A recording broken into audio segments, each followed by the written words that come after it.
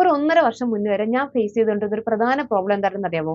ഈ ഒരു ക്രൗൺ ഏരിയയില് ബാക്കിലോട്ടൊന്നുമില്ല. ഈ ഒരു ക്രൗൺ ഏരിയയിൽ ഭയങ്കരമായിട്ടുള്ള താരനും മുടി കൊഴിച്ചിലുമായിരുന്നു. അതിന്റെ എല്ലാം റിസൾട്ട് ആയിട്ട് നെറ്റി ഉണ്ടല്ലോ മൈതാനം പോലായി. ഞാൻ മുടി ഇത്രയും ഷോർട്ടാക്കി വെട്ടിയതിന് ശേഷം ഏറ്റവും കൂടുതലായിട്ട് ക്വസ്റ്റ്യൻ എന്താണെന്ന് അറിയാമോ? എന്തിനാ ഇത്രയും മുടി വെട്ടിക്കളഞ്ഞേ? ഇനി എപ്പോഴാ പഴയ ലെങ്ത് വരിക എന്നൊക്കെയായിരുന്നു.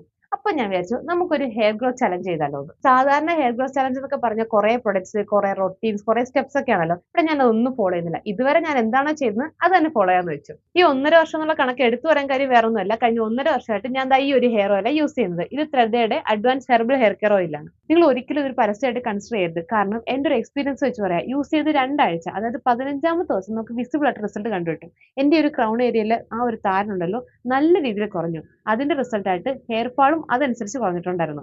ഈ ഒരു ഹെയർ ഗ്രോത്ത് ചലഞ്ച് ആരെങ്കിലും എന്റെ കൂടെ കൂടുന്നുണ്ടെങ്കിൽ അവർക്ക് വേണ്ടി ഒരു കാര്യം പറയാം. 21 ആയുർവേദ ഇൻഗ്രീഡിയൻസ് കൊണ്ടുണ്ടാക്കിയ ഒരു 100% നാച്ചുറൽ ആയിട്ടുള്ള ഹെയർ ഓയിലാണ് ഇത്. അതുകൊണ്ട് സൈഡ് എഫക്ട് വരുന്ന ആരും പേടിക്കണ്ട. ഈ ഓയിലുള്ള ആര്യവേപ്പ്, ഉലുവയൊക്കെ ഉണ്ടല്ലോ നമ്മുടെ ഡാൻഡ്രഫിനെ നല്ല രീതിയിൽ കുറയ്ക്കും. ഈ എണ്ണയിൽ അടങ്ങിയിട്ടുള്ള ബ്രഹ്മി, ഇരട്ടിമധുരം, കരിഞ്ജീരകം ഇതൊക്കെ ഉണ്ടല്ലോ നമ്മുടെ ഹെയർ ഫോളിനെ കൺട്രോൾ ചെയ്യാനും ഭൃംഗരാജ, നീലമരി ഇതൊക്കെ നമ്മുടെ ഹെയർ ഗ്രോത്തിനെ പ്രൊമോട്ട് ചെയ്യാൻ ഒരുപാട് ഹെൽപ്പ് ചെയ്യുന്നുണ്ട്. ഞാനിപ്പോ കുറച്ചായിട്ട് ഇവരുടെ തന്നെ അലോവേര ആൻഡ് ടീ ട്രീ ഷാമ്പും ഹിബിസ്കസ് കണ്ടീഷണറാണ് യൂസ് ചെയ്യുന്നത്. നല്ല വർക്കാണ് കേട്ടോ.